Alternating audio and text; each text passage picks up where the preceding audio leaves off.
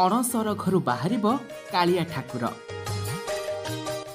ଦର୍ଶନ ଦେବ ନବଯୌବନ ବେଶରେ। ଝୁଲି ଝୁଲି ଆସିବ ଶ୍ରୀମନ୍ଦିରରୁ। ରଥରେ ବିରାଜମାନ କରିବ କାଳିଆ ଠାକୁର।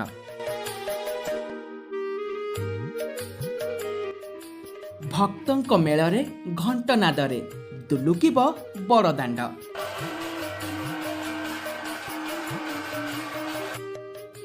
ଦେବସ୍ନାନ ପୂର୍ଣ୍ଣିମାରେ 108 ଗରା ସୁବାସିତ ଜଳରେ ଭକ୍ତମାନଙ୍କ ସମ୍ମୁଖରେ ମହାପ୍ରଭୁ ଶ୍ରୀ ଜଗନ୍ନାଥ, ବଡ଼ ଭାଇ ବଳଭଦ୍ର ଓ ଭଉଣୀ ସୁଭଦ୍ରା ମହା ଆଡ଼ମ୍ବରର ସହିତ ସ୍ନାନ କରିଥାନ୍ତି।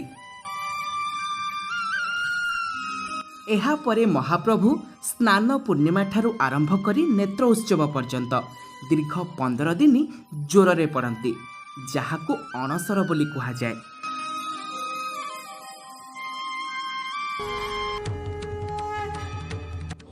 ପନ୍ଦର ଦିନ ପରେ ମହାପ୍ରଭୁ ଦର୍ଶନ ଦିଅନ୍ତି ନବଯୌବନ ବେଶରେ।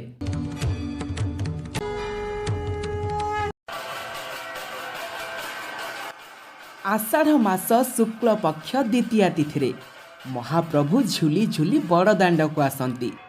ଜାତି ଧର୍ମ ବର୍ଣ୍ଣ ନିର୍ବିଶେଷରେ ଭକ୍ତଙ୍କୁ ଦର୍ଶନ ଦିଅନ୍ତି।